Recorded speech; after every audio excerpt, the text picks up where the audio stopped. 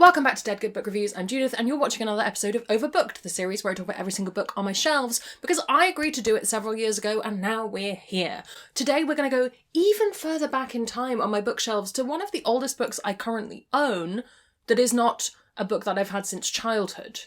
That got confusing, don't worry about it too much. We're also going off genre, which is something I don't do particularly often. If you know, I am primarily a sci-fi fantasy reader, leaning heavily into the fantasy. I don't read off genre very much. Certainly, I don't very often read poetry. But I do have 3 poetry collections on my bookshelves, and this is one of them. Today we are talking about And Then Came the Flood, a collection of sorts by Lacey Roop. I bought this book myself back in 2012, which feels simultaneously a very long time ago and not far enough ago for how long I feel like this book has been in my life. Regardless of where books come from, nobody's paying me to talk about books and all opinions are my own. This is a poetry collection. I can't spoil it for you. That's the next thing I usually say. And I will link the storygraph of the book below. I doubt there were going to be any user-generated content warnings. I would say that this is a book that deals with a lot of quite difficult themes. I will try and add some to the storygraph if I remember before this video goes up. Lacey Roop is a genderqueer poet and performance artist. I first found them through YouTube videos very, very long time ago when I was deep into my spoken word poetry phase and also getting very, very obsessed with very, very queer poets and sat there being like, but I am merely an ally.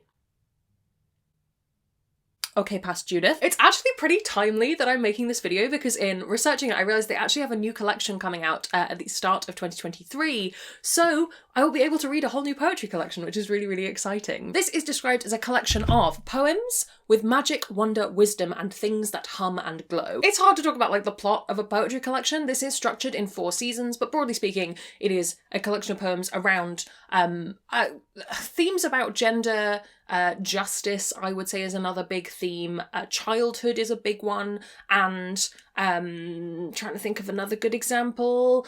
Probably like love is another good one. There's a lot of poems about feelings for other people, a lot of emotions within this collection as well. One of the reasons I particularly love this collection is because, I was so gay and didn't know. And I have annotations throughout this book where me just like circling little things, little bits and bobs. And I've read this multiple times and annotated it multiple times. And I really love reading it back through now with that mindset of, oh honey, we were just figuring it out, and I really enjoy that. So I have a deep personal connection to this collection for that reason, and I think it's one of the reasons I really like owning physical poetry books. I don't own many of them, but the ones that I do, I really do treasure, and when I read them through again or I pick things up every now and then, I like to annotate the bits that really speak to me in that moment because I think it can become very much like a little treasure trove of your past self, which I appreciate. I am not a poetry critic. It's not something that I've read a huge amount of, especially not since I did English A-level, but I do think that the poetry in here is wonderful. Obviously, that's going to be hugely subjective. You might enjoy a particular kind of poetry more than I do. I think it's really beautiful. I think the imagery is really lush and lovely, and it's quite I'm trying to think what the right word is. Interesting metaphor. There's a really interesting use of language in the poems that I find very evocative because for me, I like when someone will phrase something in a really interesting way. I'm trying to find an example for you. Here we go. Don't be afraid to pull the bricks from your feet and skip to your next location because the greatest distance, I swear, is still the one within you. The image of bricks on your feet is just a very interesting one, and this is kind of full of that. And I really enjoy it. Yeah, again, poetry, super subjective. Can't say that you'll love it because I love it, but I do. The themes in this are really interesting. Obviously, Lacey Roop is writing from a place of, I'm just assuming here, but there's some religious stuff in here and a lot of self-discovery and gay stuff in here, and I think that for me that really speaks to some of the stuff that went on for me or some of the stuff that I've been in. So again, there's that personal connection, but I also think there's a lot of universal themes in here, and I think there's a lot of really different ideas. I think especially some of the poems about childhood and children would be really interesting to read, even if you didn't have that same connection that I do. Great themes throughout this collection as well. Obviously, I've said poetry is personal. That's one reason you might not enjoy this. I also wonder if you don't have the nostalgia lens that I have, whether this would hit home as hard, and also having experienced a lot of the poetry through watching videos of it on YouTube obsessively. Again, how did I not know?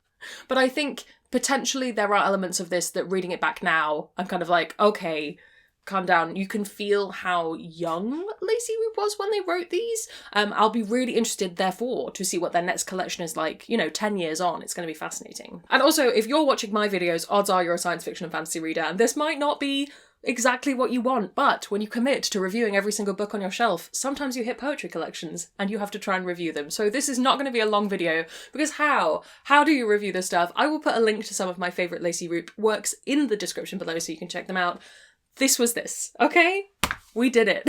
Do you have a favourite poetry collection? Are there particular poets that you particularly enjoy? Please do let me know down in the comments below. If you are a person who reads primarily genre fiction, is there anything that tips you outside of that? What is it? I would love to hear from you down in the comments below. While you're down there commenting, if you haven't already, please do subscribe. It makes me feel loved and appreciated. You can also follow me on social media. Come hang out on Discord where we have chill chats about books. I want to say a huge thank you to all the ghosts who haunt me over on Patreon. They support the channel and in return get early access to videos, bonus content and live streams. If you would like to join their number, that's linked in the description as well. Thank you so much for watching. That's all from me, and I will see you in the next one. It's gonna be some bloopers now. Welcome back to Dead Good Book Reviews. I'm Judith and you're watching another episode of Overbooked, the series